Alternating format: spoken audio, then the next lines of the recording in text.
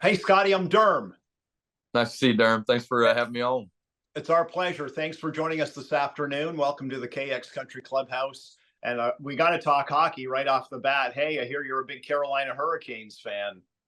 Huge one. Yeah, it's so far so good this season. We weren't sure what to expect.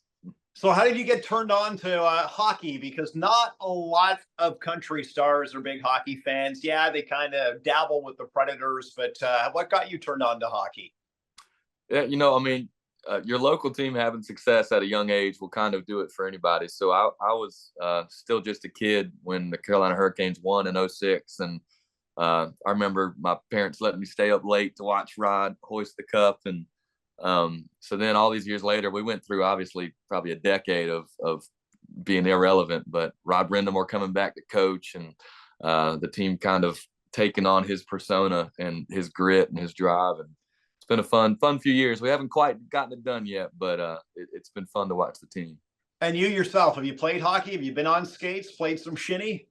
I haven't done a lot of hockey. I get on skates and it takes me a couple minutes to get my sea legs, and then I'm good. But every now and then we play like arenas that will have a practice rink or something beside, and me and the band will go skate and have a good time. Cool. And you're a big Patriots fan as well. I am. Yeah, my dad's from New England, so now he grew up back in the day. He had a pond in his backyard, and it would freeze over, and they would play hockey. My uncle played college hockey, like D2 college hockey. So they did that a lot growing up, but he moved south. So our ponds don't quite freeze over like that here. Will Avery grow up to be a Patriots and Hurricanes fan, or are you going to kind of let him find his own way? I mean, he can do his thing, but he's definitely he's got a whole lot of Hurricanes and Patriots shirts. So he might have to buy his own shirts if he goes looking for another team, but we'll see. Let's talk about music. The new album is called Rise and Fall. You're on the road supporting the album, including a tour stop here in Hamilton on Saturday, November the 23rd. Tell us about life on the road for Scotty McCreery now. Is it easier than it was when you kind of started out, or is it harder that you're a little bit older and you got maybe a few more responsibilities? It's a little bit of both, I'd say. Easier as far as knowing what to expect, and the band has basically been my same band for 13 years now. So it's one of those things where the left arm definitely knows what the right arm is doing. I know what my drummer's doing. He knows we feel comfortable on stage. But as you grow older, like you said, more responsibilities. I bring my family on the road a lot now.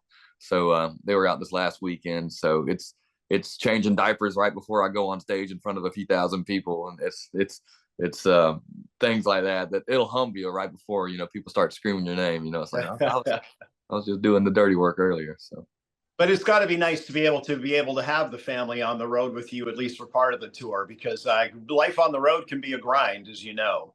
Yeah, it is. It is. It's definitely something I don't take for granted, and I love sharing what I do with my kid Avery and Gabi, just having her out there with me. Anytime I can be with her, she just puts my mind at ease and everything feels right. So it's great to have the family out. And being out on a headlining tour, 6 #1 singles to your credit already. Is it getting a bit easier to put together the set list and what you're going to be performing on stage every night for the full 90 minutes? Yeah, it definitely is. It always helps when the crowd knows the songs that are being played. So I appreciate radio and everybody playing the songs the last few years. And it's not to say I didn't enjoy the sets before. It was just a lot more covers. I got to play a lot of my influences and stuff. But now it's pretty centered on our music, which is it's just fun as a singer songwriter. So are there cover songs still though in the set? Some of your favorites, or?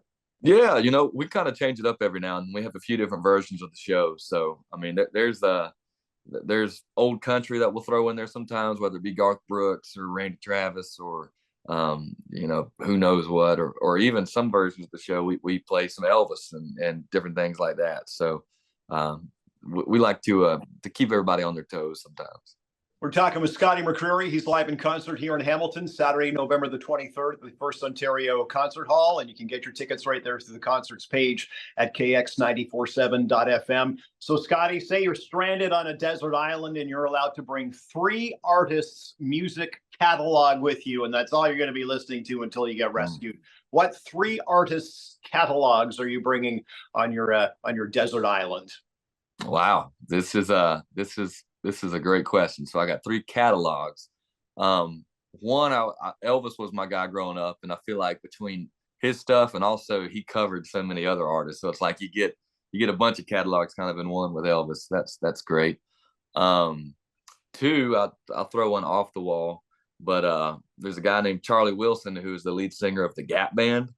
Okay. And I have every Charlie Wilson record, and I love the Gap Band stuff too. So I would throw Charlie in the mix.